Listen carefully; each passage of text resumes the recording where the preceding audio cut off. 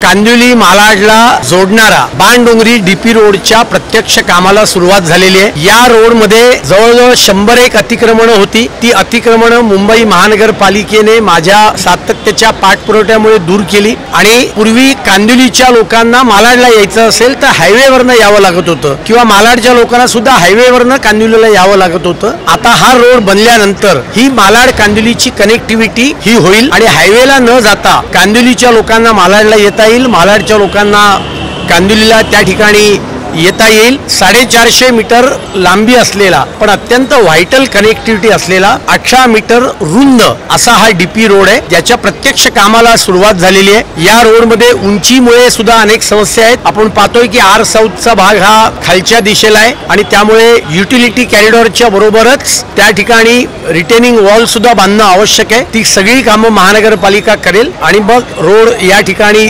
CC road जो आहे त्याचं काम चालू होईल।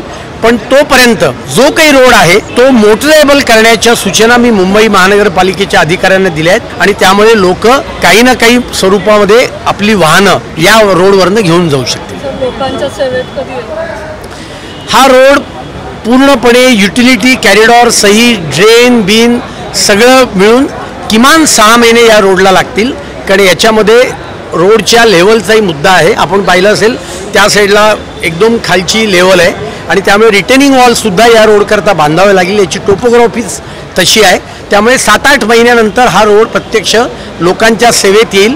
पण 15 दिवसात हा सगळा रोड मोटरेबल होईल आणि ज्या लोकांना हा रोड वापरण्याची इच्छा आहे ती लोक मोठ्या प्रमाणावर हा रोड वापरू शकतील।